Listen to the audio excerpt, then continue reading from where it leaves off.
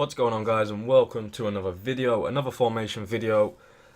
I do a lot of formation videos, but that's because formations always update the way the gameplay changes, etc. I thought this is a new formation. I've done one on this before, but it's changed a hell of a lot, and it's not actually a formation that you start the game with. It's a formation that you go into like during the game to help you out. Basically, this works well with the 4-1-2-1-2 that I use to start with. I always start with the 4-1-2-1-2. Narrow, always start with it. It's my go-to formation. It's one I like the most. But this formation, like, if you're struggling to defend or if you're struggling to attack, it changes the dynamic of both. Basically, you get an extra holding midfielder, but basically you get another attacker as well. It works well when it does. It's not a good starting formation as it tires your players out a lot, and it's quite predictable when you start it. They kind of know how the players run. But if you keep switching between the two, or if you need a goal, if they keep getting through you too much, switch this formation, chill it out a bit, and then go back to what you know. This is in fact the 4-2-2-2. Like I said, 4-1-2-1-2 is my go-to. If you haven't watched my tactics video on that, go and watch it first. This is my go-to like second formation. The way I play it as well, what you need to basically do before I go into it is have your 4-1-2-1-2 set up that you can also change to the 4-2-2-2 without making subs, because if you need to do it in the first half, you don't want to be making subs and wasting them, because then if you go back, it all messes up again, really. So you got your four defenders, obviously. I've got my holding midfielder in the 4-1-2-1-2, which is Fabinho. My left centre midfielder, which is Torreira, which is my stay back while attacking. Also, Mahrez is a centre mid for me. He's a really, really good centre mid. He's got the pace, he's got the passing, he's got the dribbling. He's also got the stamina as well. He obviously isn't the best at defending, but he wins the ball back anyway. He's good at standard tackles, so he literally just tackles the ball. He's the one that breaks the line basically between the centre mid and the midfield. Centre mid and attack. Sorry. You need Mahrez is key to both formations, as you'll see why. Obviously, on the 4-2-2-2, you have the two wingers. You need fast players there. You need fast players. You can't be playing a De Bruyne there. You can't be playing a Lucas Torreira there. You know what I mean? You need fast players. So also players that a right footer on the left, a left footer on the right. It's just how it works. But basically, this is what I do. I'll switch to. This is what it looks like in game. Obviously, Torreira, Fabinho holding mids, Mahrez on the right, Mane on the left, Raul and Salah up front. This going forward is amazing. It's literally like so good going forward. It's so hard to defend against four like four like just players bombing forward. Like it is literally so hard. Obviously, when you're playing the 1-2s as well, when you've got the fast players and the tricky players like Mahrez, Mane can dribble, so can Salah, so can Raul. You can do this with like Kingsley Coleman. You can do it with, I don't know, on the right, put Sane on the right, or you know what I mean, like cheaper players. So you don't have to have an elite team to be able to run this formation, just players that actually fit it. I would keep your defensive midfielders, not have a high medium here. Pogba on high-low might work because of his physicality, but anyone else I wouldn't really recommend using it. Torreira medium-high, Fabinho medium-medium. Perfect centre defensive mids. Mane, you need the pace to break. The break between the midfield and the attack is key in this formation. You need to use Mane and Mahrez. You can't just pass from Fabinho to Salah, Torreira to Raul. You need to use the two link-up players, because basically when you pass it to Mahrez, you've still got Salah, Raul and Mane there to like in the advanced positions to Mahrez. So you've always got someone to play the ball to. You've got two players at the far post if you decide to cross it. It's really, really good, guys. Literally.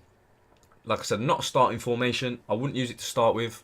I would go into it as the game gets on. If you feel like you're being pressured, drop back to this. You get an extra holding midfielder. Also, if you need more in the attack, you get an extra attacker. So that's why it's so good. You get an extra defensive midfielder and an extra attacker. Player instructions. Stay back while attacking. Obviously, these should be overlap, just so they stay out wide. Always stay back while attacking on full backs. Same on your centre backs. Defensive midfielders, stay back while attacking, cover centre, stay back while attacking, cover centre, both the same. Leave your outside wingers, your cams, whatever, on nothing. Just leave them as standard. Let them come back, let them go forward as they want, really. that's important. You don't want them staying forward. You've got nobody to defend. And as Mane and Mahrez would be the one. That's the reason for these two staying on cover centre, because these two would be the ones covering the wings. That's just how it works.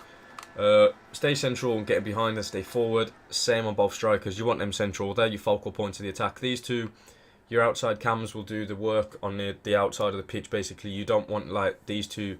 There's no point Salah going out to right wing and just staying there. You want him in the middle. You want him to have his finesse shots. You want him to have the chances. So it's key for the two strikers to stay in the middle, and these two to do the work basically. So your outside cams key stats are pace and stamina. Pace, stamina, and dribbling. Shooting, obviously, all attackers need shooting. Passing as well, but stamina, dribbling, and pace is key. Very, very key. There's not really much more to it, to be honest. You just need to play. You need to, when you're controlling your holding midfielders too, you can't pull them out. You need to try and defend with Mane, like your Mane and Mahrez in this instance. For me, you need to try and like work the space with those, like defend the space with those instead of Torreira. If you put Torreira out to the wing, then it's Fabinho, and he's probably against 3 or 4 attackers himself, so he's not going to be able to stop the passes. You need to keep them into position. You need to keep that in your mind, really. You can't, when you get frustrated, you go down. Don't pull them out. Keep them in position, and trust me, it will be solid as fuck for you. It will be really, it's like, this is probably better defensively than the 4-1-2-1-2. Obviously, you've got 2 CDMs instead of like 1 CDM and 2 centre mids. So it is important to keep them in position and don't pull them out with like second man runs, or if you're controlling them, just rush to the ball and they play 1-2 around you. Just keep them in position. Let's go now to the actual tactics. Balanced defensive style, 5 on width, 4 on depth. The way this is, like, you've got a bank of 4, then a 2, then a 2, then a 2. So like you're like building up the pitch. So you want your depth. Your depth doesn't need to be that low. It doesn't need to be that high, because basically like you've got a bank of 4, then 2 holding mids, 2 count. So they're like, they fill the pitch up anyway. Basically, they're like. And not keeping it on balanced defensive style and balanced attack offensive style. They fill the pitch really nicely in both transitions of play. So I haven't tried anything else in this, but this works really well for me. I would use this balanced attack as well. I wouldn't go fast build up. I'd use the fast build up on 4-1-2-1-2, and I swear by it. But on this, I wouldn't, because obviously you've got your 2 holding midfielders, and if you're passing it about, they will make that little dart forward to get onto the end of the ball for a 1-2. You don't want that. You just, like I said earlier, you want them to stay in the holding mid. So keep that in mind. Keep it unbalanced. Fast build up will literally destroy the rigidity of this team. It will just go everywhere. It will not stay where you want it to. Width 5 again. You don't want it too narrow, you don't want it too wide, you just want your players like building nicely up the pitch. Like I said, you're holding midfielders to your cams, to your strikers. You don't want anybody out of position, you just want them like neatly tucked in at the pitch, so you can just literally play forward and play across. That's just how this formation works. Players in the box, 4, you've got obviously 4 attackers, so on this you can see 2 players run into the box. That's mostly your left cam and your left striker. Say if you're crossing from the right, use that as an example. That's Raul's really good in there. Mane's quite decent as well. He wins a few headers. So you don't want everybody. If you start putting more, you can see the players that waiting at the edge of the box. Obviously you've got now, that's probably more your defensive midfielder that will start bombing into the box. You don't want that. Keep it on 4. Any higher, you'll lose your rigidity, like I said earlier. Corners 3, free kicks 2. Obviously the same. That's about it, guys. To be fair, I haven't really. It's hard. People say they want gameplay in these formations, but it's hard because like everybody plays different. It's like, obviously this isn't my starting formation either, so it's hard to know when I was in that formation when looking back at clips, etc. So it'd be better to just watch me play on streams, like, so you can see when I change and you can see how it plays in. It's hard to get back the clips when you constantly change your formation. So I don't want to say, oh, I won 3-0 with this formation when most of the time I was using a 4-1-2-1-2 and I changed it to defend. I don't want to lie to you guys. Like, I just wanted you to see you to actually know the real stats, whatever. So that's it for this video. I'll be streaming later on tonight for Team of the Year. I think I was gonna wait to open my packs till they are all in packs. But I'm gonna open I think I got 17 packs for the attackers. So I'm gonna open them, and then I'll get more packs on Thursday anyway. So I'm gonna do that for the rest of the team.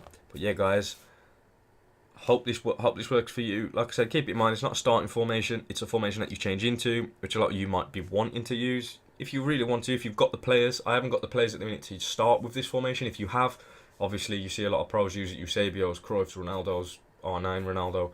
Perfect with this formation. If you have got the more players, if you've got Kante, Pogba, like I said earlier, Sane, like inform Sane, Salah as I've got, just like the elite players, you can get away with it.